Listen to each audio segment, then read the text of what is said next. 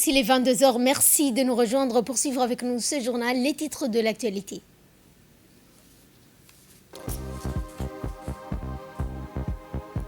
Lancement de la plateforme nationale de création en ligne des entreprises qui a eu lieu donc sous le haut patronage du Premier ministre. Et dans l'actualité internationale, au moins 10 personnes sont mortes et d'autres disparues dans un glissement de terrain en Indonésie. C'est ce que nous verrons en fin de journal.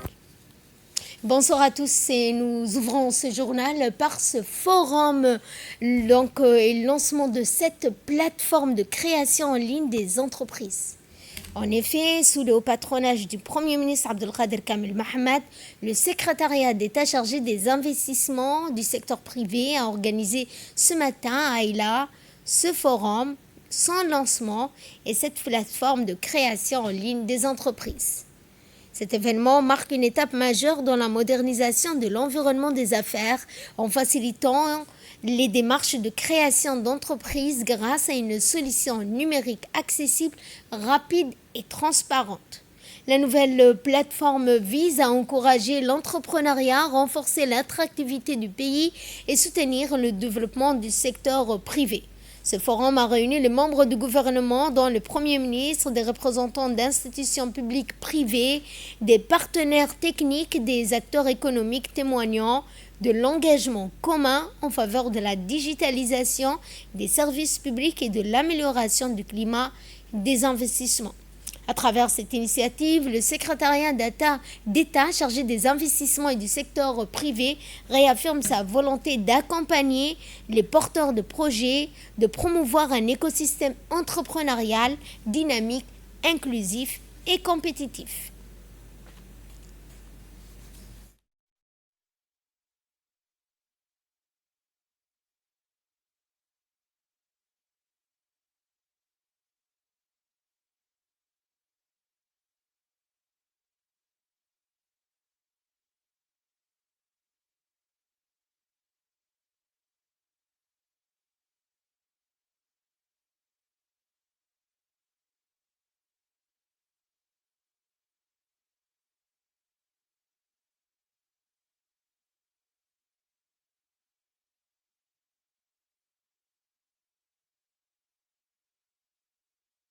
Pour cette initiative concrète, utile et attendue. Aujourd'hui, nous avons un message clair. Djibouti fait le choix de simplifier l'acte d'entreprendre. Cette plateforme vise à rendre la création d'entreprises plus rapide, plus lisible, plus accessible. Moins de déplacements, plus de transparence et un parcours plus fluide pour des porteurs de projets comme les investisseurs. La restitution du rapport est tout aussi importante. Elle nous permettra de mieux comprendre les tendances, les besoins des entrepreneurs et les obstacles qui freinent encore la formalisation, la croissance des entreprises. Car on peut améliorer durablement ce que l'on mesure et ce qu'on analyse. Lors du lancement de cette plateforme en ligne, le directeur général de l'ANPI, M. Mahdi Darar, a pris la parole. L'événement aujourd'hui, c'est le dernier maillon d'une longue chaîne vers l'amélioration du climat des affaires pour atteindre toujours le perfectible. La perfection, elle est toujours à l'horizon. Personne ne peut prétendre atteindre et avoir derrière lui la perfection. Elle est toujours devant nous, la perfection. Et aujourd'hui, voilà, c'est un maillon de cette longue chaîne de travail du ministère en charge des investissements et du développement du secteur privé, à savoir la création en ligne des entreprises. Cet événement coïncide également avec le 26e anniversaire de la création de l'ANPI. Le législateur national a mis en place cette agence en janvier 2001. Et janvier 2026, c'est le 25e anniversaire. Et la petite plaquette devant vous, les autorités, et qui était à la disposition des participants, on a essayé de résumer les grandes lignes des interventions du ministère en charge des investissements et son bras technique, l'ANPI, les grandes lignes.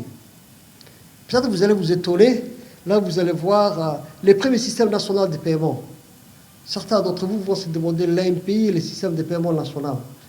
Et oui, c'est l'ANPI qui a installé à la Banque centrale les premiers systèmes nationaux de paiement de la République de Djibouti. C'est l'ANPI qui a réalisé la première interconnexion électrique des banques. C'est l'ANPI qui a réalisé l'uniformisation des chèques des différentes banques. Vous vous rappelez, les chèques des différentes banques avaient des formes différentes. Certains, on mettait là-haut les chiffres et les montants en bas, et d'autres l'inverse. Donc ce système ne pouvait pas lire. Il a fallu uniformiser les chèques. Et c'est nous, à travers la Banque centrale, qui ont demandé l'uniformisation des chèques, qui est aujourd'hui effectif. Et quant à la secrétaire d'État aux investissements, elle a rappelé que cette initiative vise à accompagner les porteurs de projets. La République de Djibouti a érigé le développement du secteur privé, de l'initiative privée en paradigme de l'essor économique et social. Ce faisant, des batteries de réformes multidimensionnelles sont constamment déployées sous l'impulsion de son Excellence Al-Hajj Ismail Omar Guelleh, président de la République de Djibouti, pour enrayer les contraintes aussi bien structurelles que administratives. Mesdames et messieurs, depuis l'opérationnalisation du guichet unique, notre pays n'a cessé, réforme après réforme, de bâtir un environnement des affaires moderne, transparent et compétitif. La performance de notre pays dans les classements internationaux a considérablement augmenté. Djibouti a été consacré parmi les meilleurs pays réformateurs du monde, quantitativement et qualitativement. Pour certains critères stratégiques, notre pays se place dans le peloton des pays des meilleures pratiques. Djibouti s'est hissé à la seconde place mondiale en matière de protection des investisseurs. Mesdames et messieurs, les données issues de l'étude de l'ANPI attestent de l'atteinte des objectifs de ces efforts.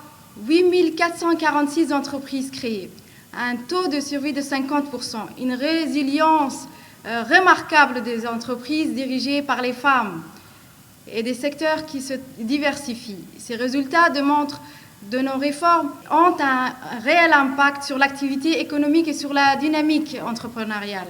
Mesdames et messieurs, ces classements d'honneur reflètent la justesse et la profondeur des réformes engagées pour garantir un écosystème entrepreneurial optimum.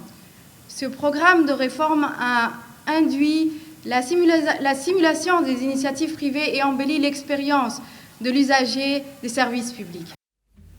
Et quant au Premier ministre Abdelkader Kamel Mohamed, il a tout d'abord parlé de modernisation de l'environnement des affaires et de la promotion d'un écosystème entrepreneurial dynamique, inclusif et compétitif.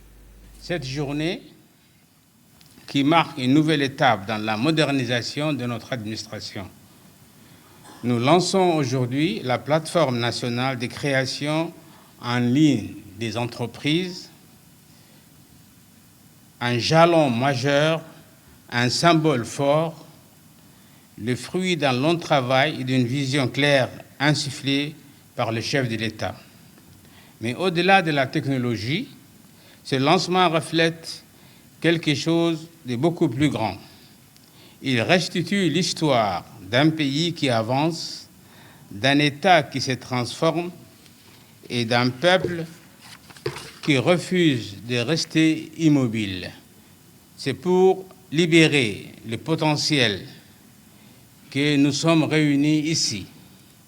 Mesdames et messieurs, depuis plusieurs années, Djibouti a engagé une réforme profonde de son économie, de ses institutions, de son administration, des réformes ambitieuses, structurantes et cohérentes.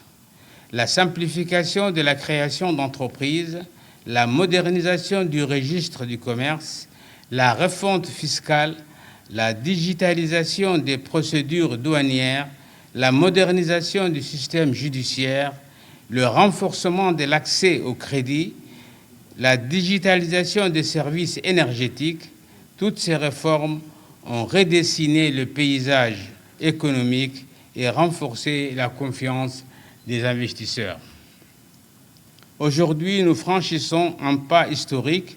Pour la première fois, un citoyen, un jeune, une femme, un entrepreneur, un investisseur présent ou à l'étranger peut créer son propre entreprise entièrement en ligne, en quelques étapes simples. Ce que nous inaugurons n'est pas seulement un service, c'est une nouvelle ère dans la relation entre l'État et les citoyens. C'est l'État moderne et réactif auquel nous aspirons. Mesdames et messieurs, l'étude menée par l'ANPI sur l'évolution de l'entrepreneuriat entre 2017 et 2024 nous rappelle l'ampleur du chemin parcouru. 8 446 entreprises créées dans un secteur privé qui gagne en maturité et une résilience admirable de nos entrepreneurs. Les femmes affichent les meilleurs taux de survie. Les jeunes innovent. Les étrangers investissent. Tous participent à écrire le nouveau visage économique de notre pays. Et je veux le dire aujourd'hui avec force et conviction. Djibouti dispose d'un potentiel de compétences, de la jeunesse, de la stabilité nécessaire pour franchir un cap historique. Ensuite, des prix ont été remis aux meilleurs investisseurs. Ils ont été honorés pour leur contribution exemplaire au développement économique national, à la promotion de l'investissement. Les distinctions ont été décernées tout d'abord à Gadile Resort Hotel, distingué meilleur investisseur dans la région. Djibouti Plastic Factory reçut donc le prix du projet d'investissement le plus résilient. Water Zamzam et Habon Construction Group ont été distingués en tant que meilleurs investisseurs féminins. Vraiment pour Golden Africa d'avoir été honoré par cette nomination. Et ceci est le fruit bien sûr de tous les investissements qui ont été faits, l'acharnement et la vocation et la vision qu'a eu le propriétaire de Golden Africa, M. Fouad Hael, avec bien sûr en l'accompagnement et le soutien du président de la République. Je voudrais ici remercier Monsieur le directeur général de la ANPI, Monsieur Mahdi Darar Obsié, qui a vraiment fait un excellent travail sur la création de cette plateforme qui va éventuellement faciliter l'enregistrement des entreprises locaux et internationales au niveau du secteur privé. Dans le reste de l'actualité, le gouvernement a procédé aujourd'hui à la signature d'une lettre d'intention avec China Green Industry Consortium relative au projet de parc industriel vert en zone portuaire. La cérémonie s'est tenue sous la représentation du gouvernement par le ministre de l'économie et des finances, Ilyas Moussa Dawale, de la secrétaire à la présidence de la République, Madame la conseillère juridique du président de la République. Cette lettre d'intention établit un cadre de coopération destiné à structurer les travaux techniques commerciaux préalables à une éventuelle mise en œuvre du projet. Elle vise également à engager de manière coordonnée une étude de faisabilité approfondie incluant la mobilisation des informations pertinentes, l'organisation de visites des sites, l'analyse de besoins industriels et énergétiques ainsi que l'examen des prérequis réglementaires. Prenant la parole à cette occasion, le représentant de China Green Industry Consortium, il a tout d'abord salué cette étape qui établit un cadre clair pour construire et conduire une étude de faisabilité rigoureuse et identifier les meilleures options techniques, industrielles et énergétiques. Pour sa part, le ministre de l'économie et des finances, Ilyas Moussa Dawale, a rappelé que cette lettre d'intention constitue un instrument d'orientation permettant d'avancer efficacement sur la phase de faisabilité sans créer d'engagement définitif ni octroyer des droits directs. Aujourd'hui, comme il y a quelques jours, je disais, c'est pour nous un grand jour pour la réalisation d'une vision présidentielle, c'est-à-dire de la vision du président de la République qui consiste à aller jour après jour dans la transformation socio-économique de Djibouti. Nous parlons de grands jours parce que il y a eu ces dernières années un mouvement positif en termes d'industrialisation de Djibouti, principalement de l'industrie légère, où nous faisons mieux que les années précédentes. Mais aujourd'hui, nous assistons à un accord de principe qui sera traduit en accord définitif sur les mois à venir, d'un début d'une industrialisation lourde, mais surtout d'une industrialisation stratégique. L'avantage de ces projets dont le président de la République a voulu marquer par son soutien consiste dans un premier temps à utiliser des ressources naturelles disponibles à Djibouti et en abondance, en particulier le sel. Deuxième sujet qui importe beaucoup la République de Djibouti dans ce cadre, c'est l'industrialisation et la transformation structurelle de Djibouti. Si nous avons eu beaucoup de développement, si nous avons connu une croissance continue et si nous avons connu un PIB qui a été multiplié par 5 durant les 20 dernières années, on a quand même eu à faire face à un phénomène qui consiste au chômage, à l'emploi. Parce que les investissements que nous avons réalisés avec les résultats obtenus ne nous ont pas donné suffisamment d'emplois nécessaires. C'est pourquoi cette transformation structurelle que le président souhaite cette fois-ci, c'est de voir d'autres secteurs pourvoyeurs d'emplois importants en nombre et en qualité.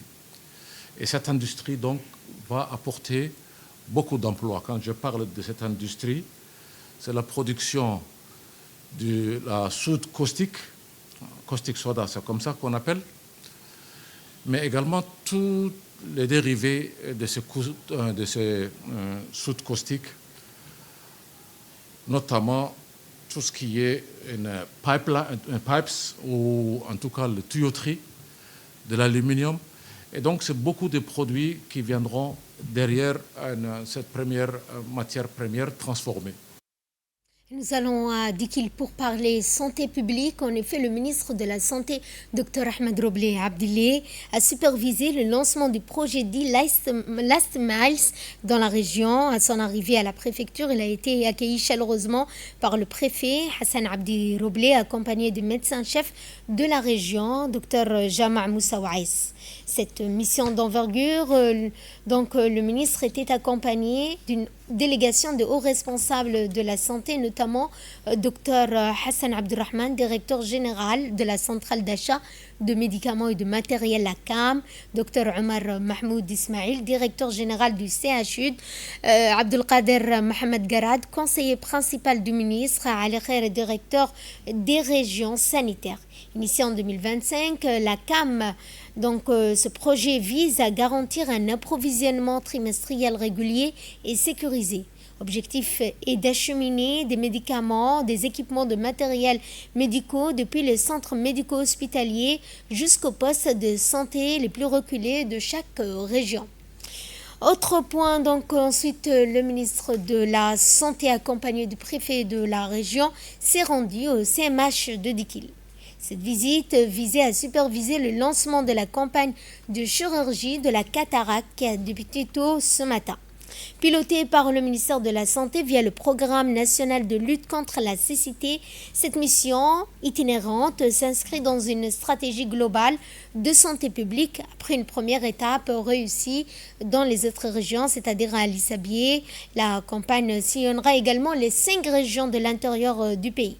Sous la direction de Dr Resso, ophtalmologue du CHU de Djibouti et coordinatrice de ce programme, une équipe de 2 spécialistes djiboutiens assurant les interventions. Lors de cette visite, le ministre de la Santé a longuement échangé avec les équipes médicales ainsi que les patients. Ensuite, le ministre, en marge de ses activités sanitaires, s'est entretenu avec les Oqal de la région de Dikil. L'audience s'est déroulée dans le centre de la préfecture en présence du préfet de la région. Un dialogue constructif au service de la population. Cette rencontre visait à renforcer le partenariat entre les autorités sanitaires et les représentants locaux pour une meilleure couverture des besoins de la population, qui ont exprimé tout d'abord leur gratitude envers le ministre, le préfet, pour cet espace d'échange, d'attention portée à la région de Dikil. Ils ont également exposé leurs doléances prioritaires des communautés, et notamment ceux les plus reculés de la région de Dikil. Le ministre de la Santé a pris la parole dans un point de presse. Il a annoncé le lancement dans la région de Dikil d'une caravane médicale dédiée à la chirurgie, à l'ophtalmologie de la cataracte, qui se déroulera sur une période de 4 jours. Le ministre a également indiqué que c'est dans le cadre de cette mission que des médicaments ont été remis aux hôpitaux, au centre de santé de Dikil, couvrant aussi bien les chefs-lieux que les localités environnantes telles que Mouloud Asaïla, Yoboki et Kantali. Ces donations seront distribuées à l'ensemble des structures sanitaires de la région durant 2 mois. Il a par ailleurs rappelé que la CAM assure l'approvisionnement des établissements de santé tous les 2 mois, invitant la population à en faire bon usage. Inauguration cette fois du premier navire électrique dénommé Nadif, dédié à la lutte contre la pollution maritime. En effet, l'agence Carbone a inauguré ce matin, en collaboration avec le ministère de l'Environnement et du Développement durable, ainsi qu'avec les autorités portières, du premier navire électrique, marquant ainsi une étape majeure qui reflète l'engagement du pays en faveur de la protection de l'environnement marin, du renforcement du développement durable. Cette cérémonie s'est déroulée en présence du ministre de l'Environnement, du président de l'autorité des ports et des zones franches, des représentants de la société Carbone, ainsi que d'autres invités. Ce bateau, rappelons-le, a pour mission d'assurer le nettoyage dans l'enceinte portière et du littoral. Il exercera également un rôle essentiel dans le ramassage de déchets marins, tels que le filtrage des hydrocarbures, le traitement de résidus associés, afin de préserver durablement nos écosystèmes marins. Je me réjouis de me tenir parmi vous aujourd'hui afin de célébrer la concrétisation de l'un des projets portés par notre agence. Cette rencontre marque une étape clé dans la mise en œuvre d'actions au service du développement durable et de la transition écologique de notre pays. Notre agence s'est donnée pour mission d'accompagner les institutions publiques dans la structuration, la mise en œuvre et la valorisation de projets environnementaux et climatiques conformes aux objectifs de développement durable. Notre action vise à cet effet la protection des écosystèmes, la réduction des émissions de gaz à effet de serre et le renforcement de la résilience des infrastructures stratégiques, selon la vision éclairée du chef de l'État, son Excellence Ismaël Omar Guelleh. Quant au commandant du port de Djibouti, il a exprimé tout d'abord sa satisfaction pour l'acquisition de ce bateau qui, a-t-il indiqué, contribuera à lutter contre la pollution marine. Je voudrais vous accueillir ici à l'ancien port de Djibouti, les ateliers concernant cet événement, qui est un événement très important. C'est la mise en place d'un système de nettoyage des ports de Djibouti. Et ceci est financé par la société souveraine qui a fait déjà dans le passé beaucoup de choses au niveau de l'environnement. C'est un grand jour parce que, comme vous savez, aujourd'hui l'environnement est quelque chose de très important dans les différentes installations portuaires. Donc merci beaucoup à Souveraine, merci beaucoup aussi au ministère de l'Environnement qui a géré cette affaire du début jusqu'à la fin. Donc le bateau est juste derrière moi aujourd'hui, il s'appelle Nadif, il va nettoyer tous les détritus. Clôturant la série des interventions, le ministre de l'Environnement a tout d'abord parlé du rôle essentiel que jouera ce bateau dans la collecte de déchets marines. Ce bateau a pour mission d'abord d'assurer le nettoyage de l'ancienne portière de nos littoraux. Il exerce un rôle essentiel dans le ramassage des déchets marins, le filtrage des hydrocarbures et le traitement des résidus associés, afin de préserver durablement nos écosystèmes maritimes. En ma qualité de ministre de l'Environnement et du Développement durable, je me félicite tout particulièrement pour cette avancée qui s'inscrit pleinement dans la vision de notre pays. Cette initiative démontre à bien des égards notre engagement en faveur d'un développement durable, responsable et résolument tourné vers l'avenir.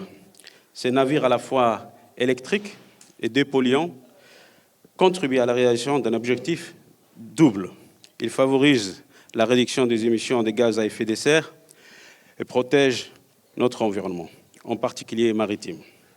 Il traduit notre volonté de concilier progrès technologique, performance économique et respect de la nature. C'est dans cet esprit que nous poursuivons et renforçons nos efforts en matière de transition écologique et de transition énergétique. Nous affirmons ainsi notre détermination à inscrire notre pays parmi les acteurs engagés dans la lutte contre la préservation de l'environnement. J'ai fort me levé que cette première africaine suscite des initiatives similaires sur les continents afin de léguer aux générations futures un environnement sain et durable. Dans le reste de l'actualité, les États-Unis et Djibouti réaffirment bien leur coopération et partenariat en matière de sécurité lors d'une réunion annuelle du plan d'action bilatéral. En effet, de hauts responsables des États-Unis et de Djibouti se sont réunis pour cette réunion annuelle d'action bilatérale, réaffirmant ainsi le partenariat durable qui unit les deux pays en matière de sécurité. L'ambassadrice des États-Unis, le général de brigade Matthew Brown, commandant des forces opérationnelles interarmées combinées de la Corne de l'Afrique et hauts responsables militaires djiboutiens ont ouvert la session, soulignant l'importance des efforts conjoints pour relever les défis régionaux en renforçant également la coopération en matière de défense.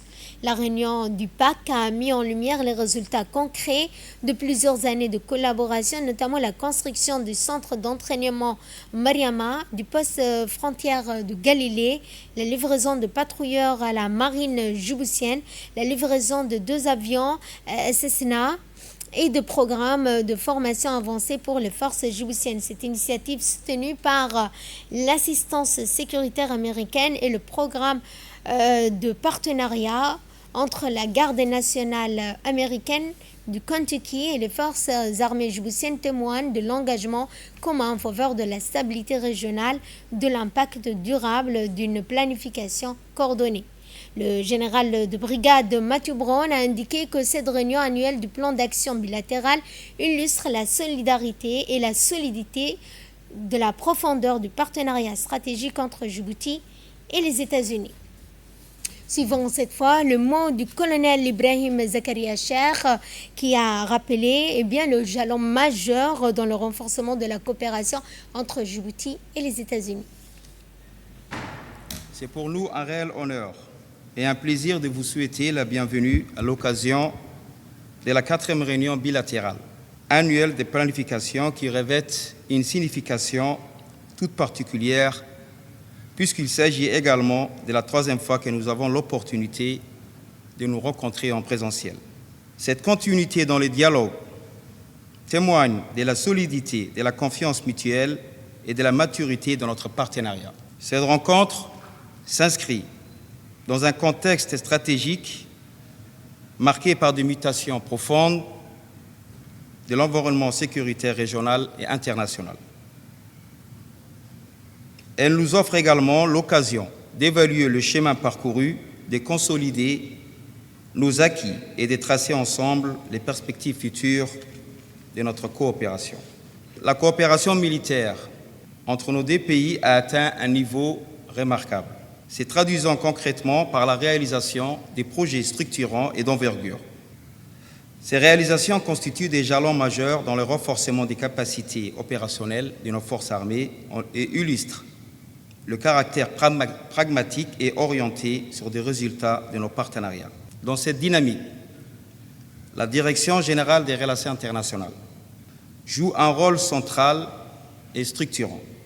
Elle constitue le pivot de cette coopération exemplaire en assurant la coordination, la planification et le suivi des actions conjointes.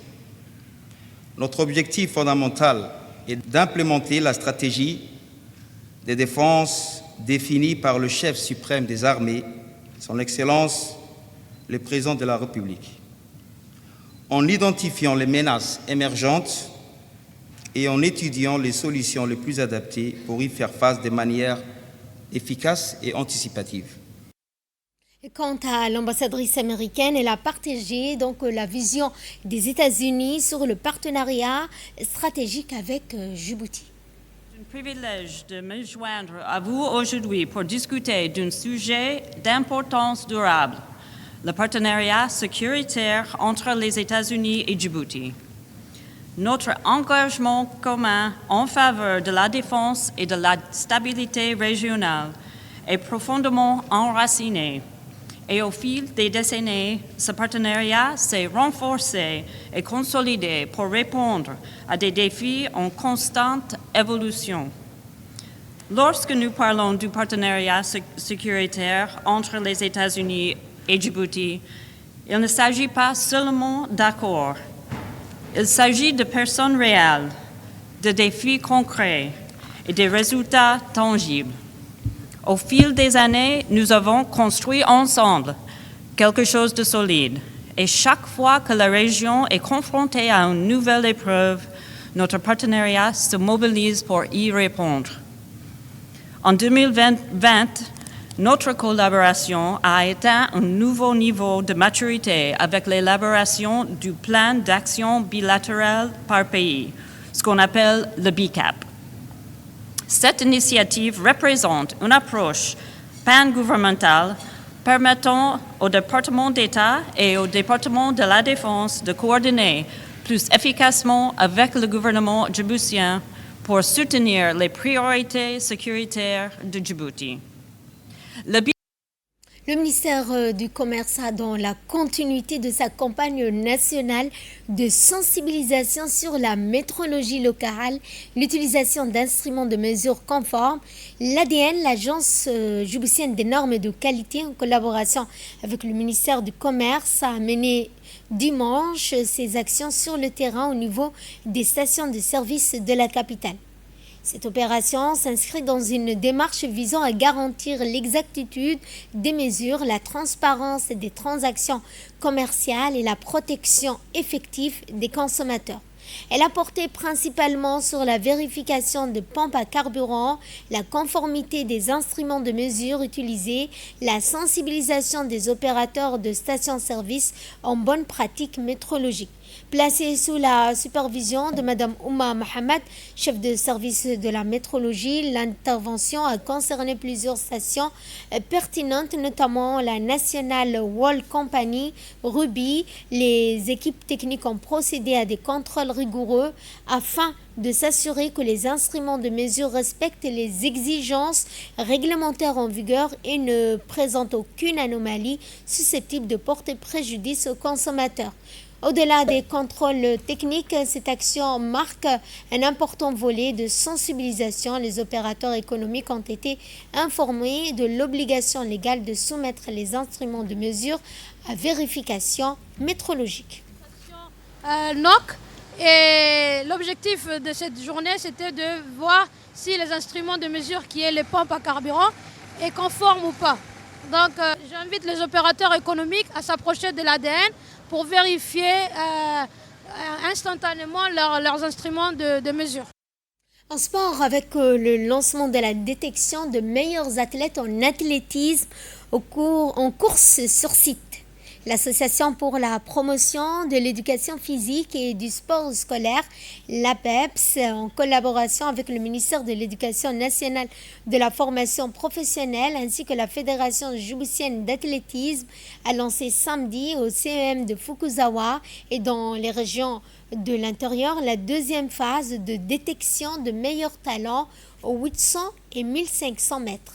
Plus de 3000 élèves de Djibouti-Ville et des régions ont participé à cet événement sportif. L'objectif est de créer des écoles d'athlétisme préparées, entraîner les meilleurs athlètes sélectionnés en vue des Jeux africains scolaires et des Jeux de la Fédération internationale du sport scolaire prévus courant 2026-2027. Cette compétition était ouverte aux collégiens, lycéens, garçons et filles qui se sont affrontés sur les distances portant sur le 800 et 1500 mètres. Bismillahirrahmanirrahim. Mon nom est Mohamed Khairi Youssouf. Je suis le principal du collège de Douglé. Je suis très heureux aujourd'hui de participer à cet événement de détection initié par le ministère de l'Éducation nationale et organisé par la PEPS en collaboration avec la Fédération d'athlétisme. Cette initiative qui a pour objectif de détecter les meilleurs athlètes pour participer aux Jeux internationaux Afrique qui aura en 2027. Donc nos professeurs de PS sont là et pour préparer ces élèves détectés pour bien les préparer aux Jeux athlétisme en Afrique qui aura lieu en 2027.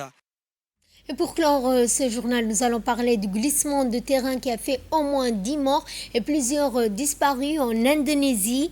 Les équipes d'urgence s'efforcent d'atteindre des zones sinistrées pour venir en aide aux habitants et évacuer également les personnes affectées. Cette catastrophe s'inscrit dans le contexte de risques naturels récurrents en Indonésie, un pays fréquemment touché par des glissements de terrain et des inondations saisonnières en raison de sa géographie et de son relief accidenté.